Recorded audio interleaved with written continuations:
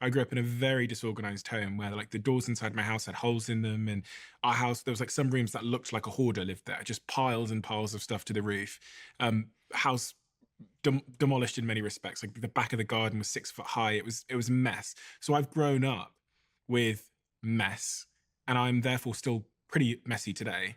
And it's something I've always wanted to defeat, but I just sometimes I tell myself, well, it was hardwired into me when I was a kid, and it is just who I am.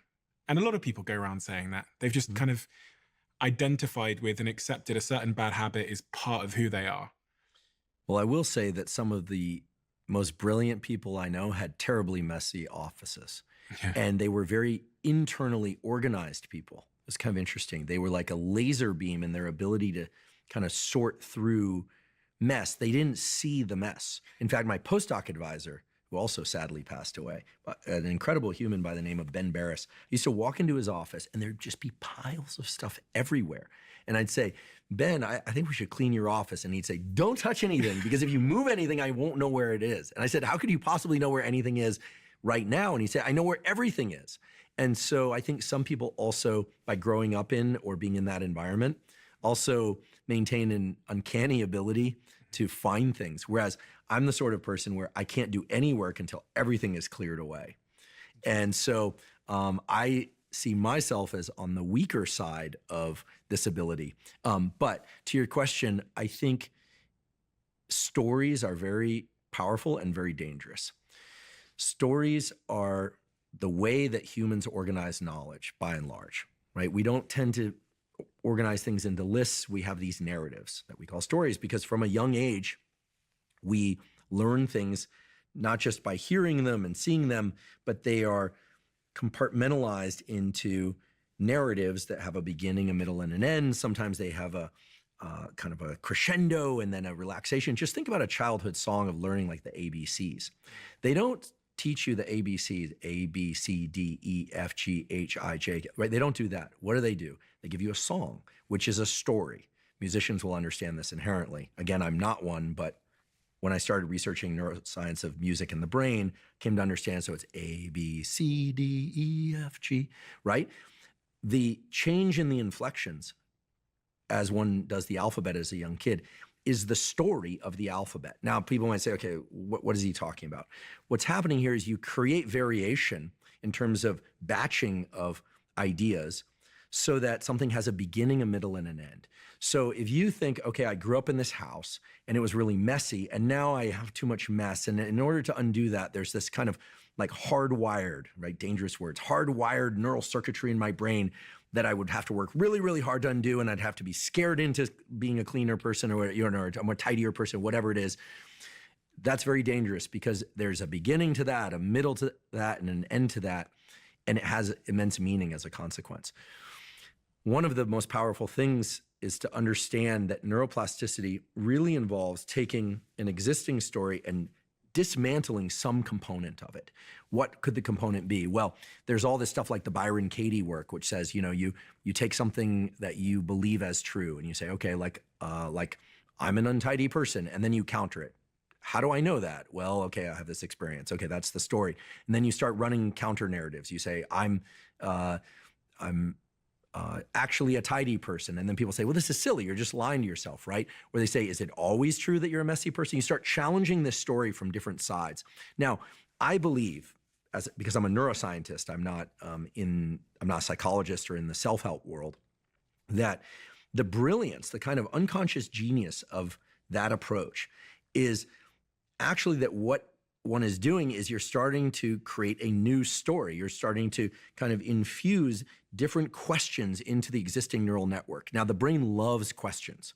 Like the brain, since we're young kids, we're asking questions. And so if you take an existing story and you start challenging it with questions, you're not saying lie to yourself. You're not suddenly going to say, okay, like I'm super tidy. You're not because you're not going to believe that. But if you start challenging why it's that way, or you've been able to change so many other things. Why wouldn't you be able to change that? Well, you say, well, it's just a habit. I can't do it. You say, well, what's a habit? And you start poking and pushing and pushing.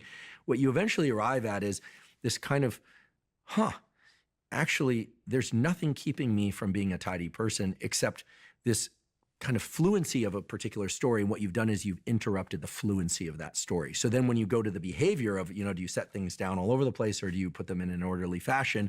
You start interrupting the habit, the fluency of your typical behavior. So I raise this as a way to kind of shine light on essentially what I do in my podcast career, which is, I believe very strongly in the fields of psychology. I think self-help has some wonderful things to offer. We've got ancient wisdom that goes way back. And when you start to look at things through the lens of biology, you start to see that all of these things actually have merit and they're just different paths to the same outcomes. Mm-hmm. So if you wanted to become a tidy person, I would encourage you, here would be one, let's just say neuroscience supported approach would be to write out one page about what a tidy person you really are. You'll know that's a lie, right? And then to look at it and realize that in many ways, if you just replace tidy with, messy at any location, it'd probably be the exact same story. Mm-hmm. And so what you're really talking about here is just a default that your nervous system is running. And if you were to just swap the words, would you feel differently or do differently? On the one hand, you'd say, no, that's kind of trivial. But I bet you the practice of writing it out would forever interrupt your notion of like just going to set something down. You'd be like, now you have something to kind of disrupt the habit. Because so much of habit disruption that you'll look like, some people say, you flick a rubber band on your wrist or something like that. Mm-hmm. There's nothing special about the rubber band. There's nothing special about the pain on your wrist or you put a sticky note. We know sticky notes work for about one day. Why don't sticky notes work? Why don't reminders on the mirror work? Because they don't have enough salience. They're not new. They're not different. The nervous system only changes if something is new and different. So anyway, we could talk a lot about habit formation, but fear works, but so does disrupting the story. How do you disrupt the story? You essentially give the opposite story and you think, well, that's just lying to myself. But neurally, it makes sense because the nervous system, again, likes to be very economical, likes to do everything with the minimum amount of energetic expenditure. And to change anything requires attention, and attention is expensive. Attention is expensive. And also, I would say, as I'm kind of rambling all this, things are going very well for you, so you actually don't have any reason to tidy your space. I have a PA now and another PA and I have a cleaner. So do you know what I mean? Yeah, you outsource it. Yeah. Great. Well, there is incentive for all the folks that feel like they're not tidy enough. You have two choices. You can either start to be tidy now, or you can be successful enough that you can hire some assistants. And I actually think, I say this in all seriousness, I think that one has to ask, like, where is my attention and neural real estate best devoted? I think about this every day. I mean, we are living in a war of attention. I wake up in the morning and I can be a consumer or a creator. If I reach for my phone, I'm a consumer. If I go to my journal, I'm a creator. My advice to anyone who wants to be successful in any domain is to do things away from where you broadcast and then take it to that broadcast. I mean, take your real life to Instagram and be very cautious about taking Instagram to your real life. Does that make sense? Yeah, if you look at successful people, they're doing things away from the platforms and putting them on the platforms. Yeah. So I have to be very careful. Then I go into the kitchen. Obviously, I talk to people in my home. But if I pick up the phone and I start making a phone call, it's like, is this call really about moving the needle forward, or is this just kind of like passive use of attention? We have to be so careful nowadays. So careful. It's really challenging. On that point of focus and attention, and thinking back to when you were 19 years old, one of the things people ask me a lot, and I guess it's a bit of a debate in the self-help world, is from a neuroscience perspective, is manifestation and this idea of like visualizing who I want to become and, where I'm going. Is there any neuroscience to support that works? There is. And I'm not trying to be negative, but I'll start with the negative counterexample for which there is evidence and it's less often discussed. So there's a wonderful researcher at New York University by the name of Emily Balcetis, who talks about how for goal setting and habit formation, fear setting is often one of the best tools. You spend some time, maybe 5 minutes or so, thinking about all the terrible things that are going to happen if you don't actually accomplish your goals. Nobody likes to do this, but guess what? It turns out to be pretty darn effective. Really? I know. It's really frustrating that this is the case. But again, that has a lot to do with the way that the human brain is is wired and likes to rewire itself. Now, that said, it is important to envision goals. Visualizing goals in detail, writing them out, in some cases talking about them, although we can discuss that, why that might not be the best idea in every circumstance, can be very beneficial because it's hard to conceive something that you can't imagine. But I think when people hear that visualizing goals or visualizing outcomes is critical, we sometimes forget that we don't always know what the end goal is. Sometimes we have to break this up into milestones. This is where I think Rick Rubin, even though he's not a formally trained scientist, has drawn a lot of interest for his work on creativity, which is, Rick is about largely, sensing the kind of energetic pull of an idea and being able to explore that without too much self-judgment or filtering or thinking about how it's going to be received. In other words, that the metamorphosis that leads to great music, great poetry, great scientific discovery, podcasts, finance, companies that one is building, et cetera, is a series of iterations that occur on the time course of about a day, and so we can't always imagine the end or the end product as the outcome. This is why I said university is easy compared to other goals, because the end is a degree, right?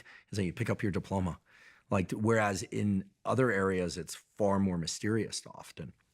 Now, visualization, I think, can be very powerful, but perhaps what's more powerful is to learn the brain and body state that best serves the work you're going to do. So for instance, if I'm going to do some writing, and right now I'm working on a book, it's largely done, but I'm writing some bonus chapters.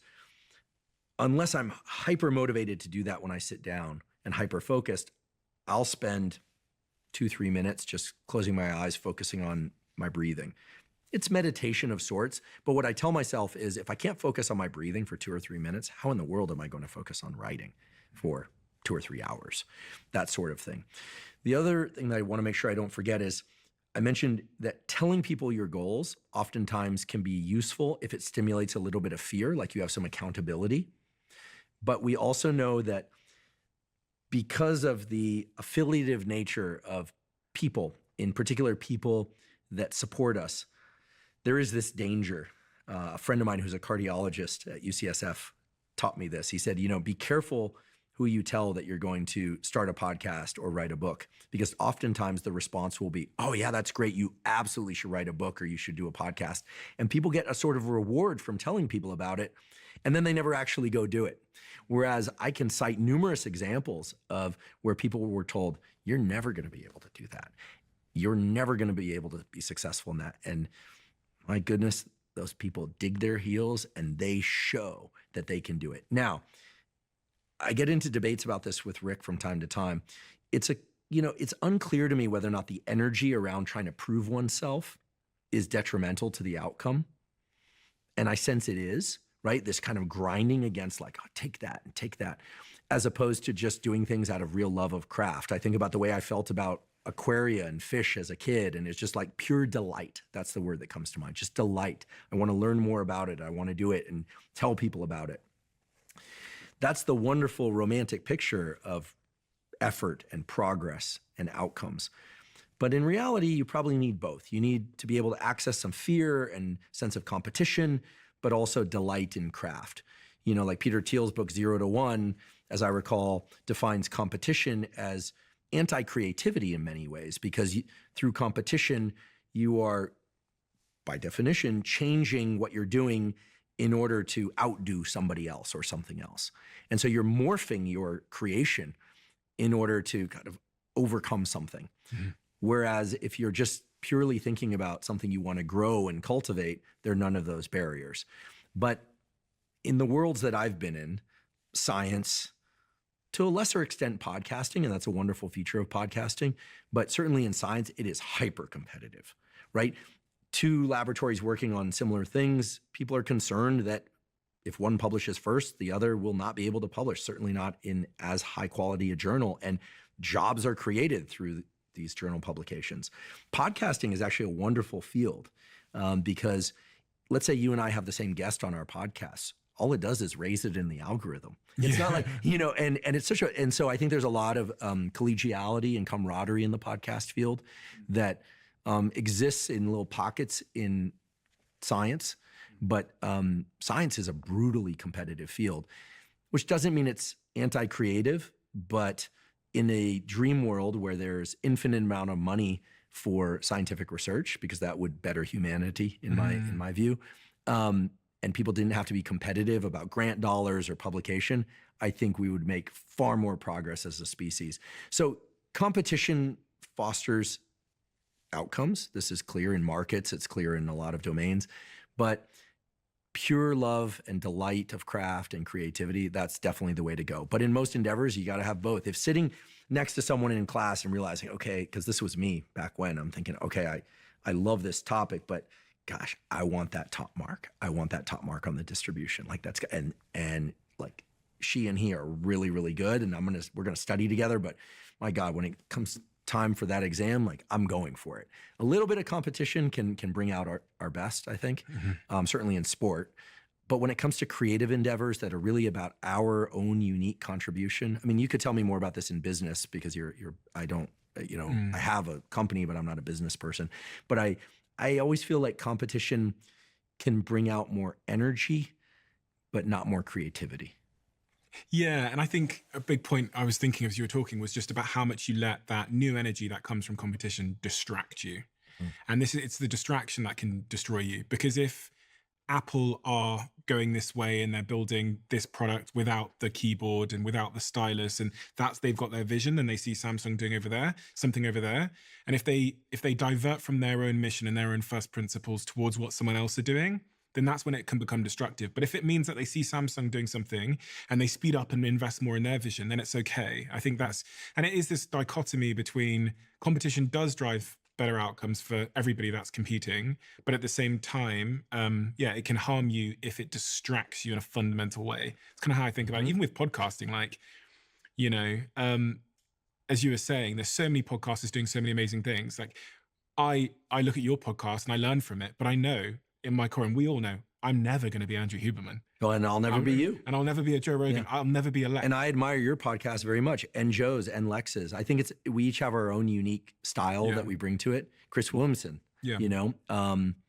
it's been a lot of fun to see the unique flavors of podcasts crop up and how similar that is to the world I grew up in skateboarding, the observations from the music industry that I saw firsthand or that, Rick has passed along. In the end, I think any creative endeavor is really about, and here I don't want to sound mysterious or woo, it's about the energy that we bring. It's about taking our life history and bringing it to that thing in whatever form. We don't even need to tell people our life history. Taking our unique wiring and bringing it to that thing. And we can, again, look at things through the lens of biology and say, well, what are we talking about when we're talking about energy? What is this energy thing that people are talking about? And I think it largely boils down to these catecholamines, the dopamine, epinephrine, norepinephrine cocktail that is setting the brain into a mode of attention, of motivation. We now know dopamine is more about motivation to seek rewards as opposed to feeling of pleasure or reward. There's a lot to be said about that. And keep in mind that these three neurochemicals, dopamine, norepinephrine, and epinephrine, have been the neurochemical cocktail by which humans and other mammals have set and pursued goals for hundreds of thousands of years. So we don't have like a unique system, a unique neurochemical system for seeking out of mates versus food versus creating shelter versus creating technology and whole societies. And it's not just these three neurochemicals. Certainly there are other things involved, acetylcholine and a bunch of other things, neuroplasticity for that matter. But it's clearly the case that the currency that the brain has set around getting us into forward center of mass, as I say, to like envision something, explore. Nope, not down there, this way. There's a scent here. And trade out an actual scent for, there's something interesting here. There's someone interesting here. And like exploring that, no, that's a dead path too. Cul-de-sac, turn around, go, here. And then connecting these nodes of progress. What's progress? There's kind of another surge of these catecholamines, which sets us in forward center of mass. I don't want to oversimplify the biology, but when we talk about energy, for instance, taking time to rest at night, sleep, taking time to maybe meditate a few minutes or do this practice that I'm a huge fan of, non-sleep deep rest, which is kind of a body scan, deep relaxation, long exhales. It's a practice very similar to an ancient practice called Yoga Nidra, which has been practiced for thousands of years. It's a kind of pseudo sleep. And we know from a really nice study that NSDR, non-sleep deep rest, aka Yoga Nidra, can increase the baseline levels of dopamine in a brain area called the basal ganglia, which is for action generation and also withholding action, by about 60% from baseline. Just a short period of doing this practice can re-up dopamine levels to a considerable extent. It's a remarkable study, and there are others like it.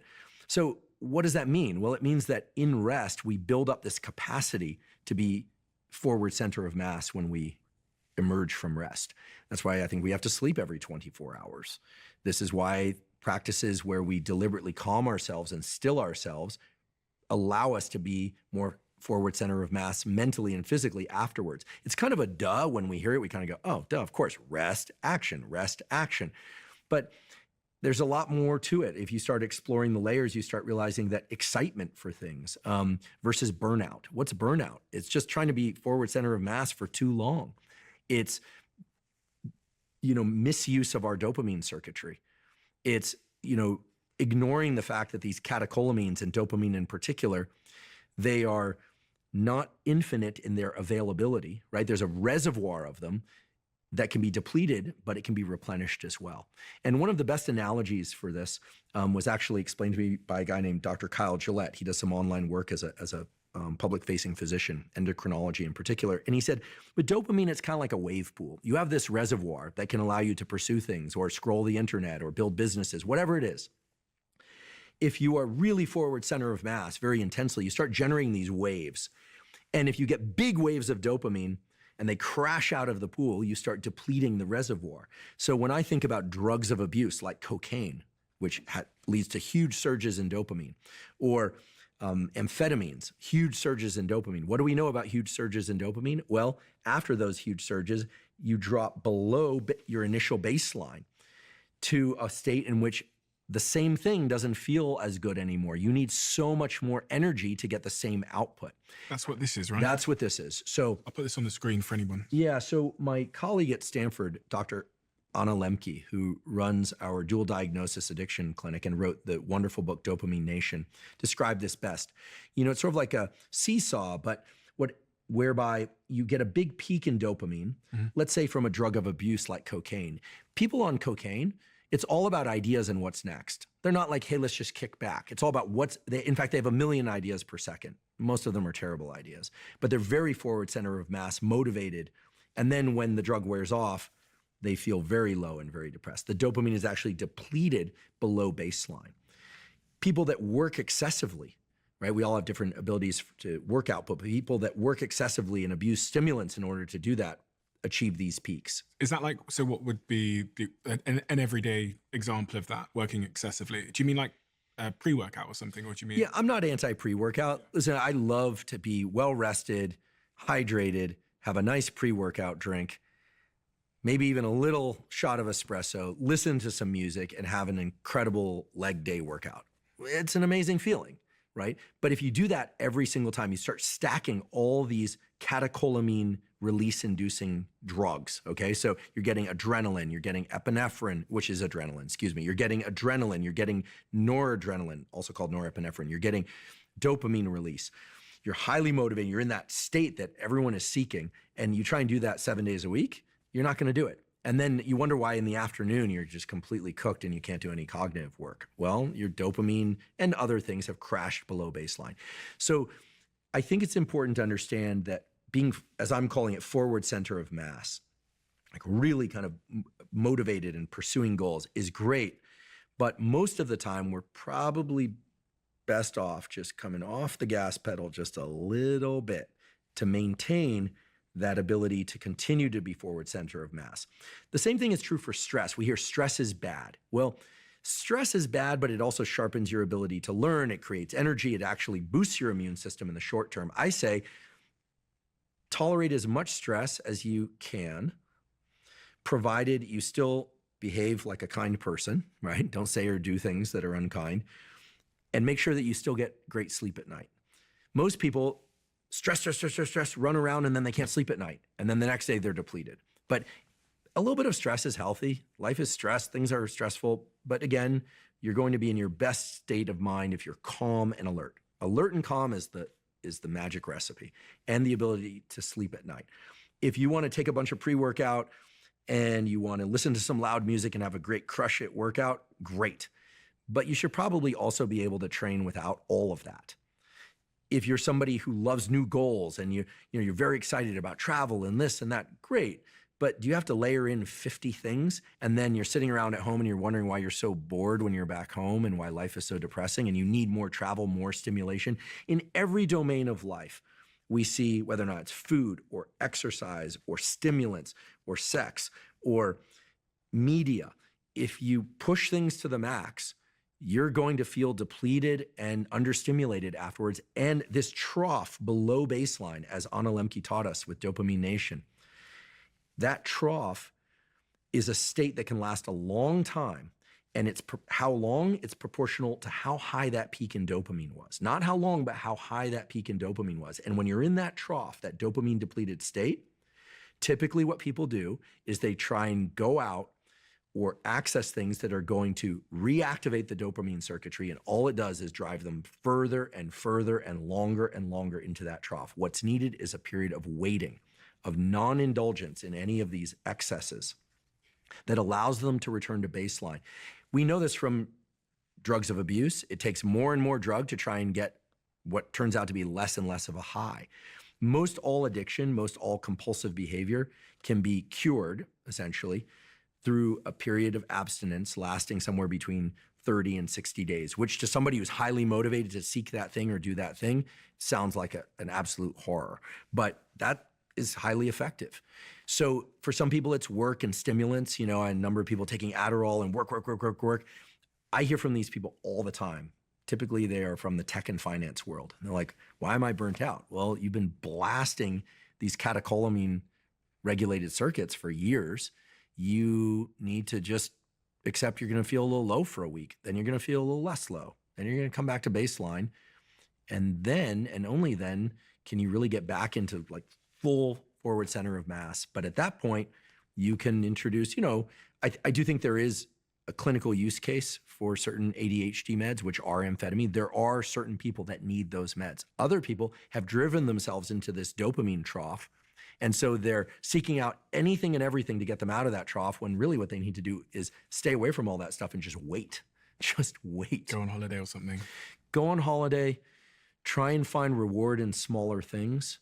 This is why dogs are wonderful in simpler things. And if that sounds heavy and dull to you, chances are you're a bit in the dopamine loop. I've been in these loops before. They're hard to exit, but once you exit them, you look back on them and you go, what was I thinking? Well, you were in a different state. You're kind of a different animal when you're in pursuit. If you love the Diary of a CEO brand and you watch this channel, please do me a huge favor. Become part of the 15% of the viewers on this channel that have hit the subscribe button. It helps us tremendously, and the bigger the channel gets, the bigger the guests.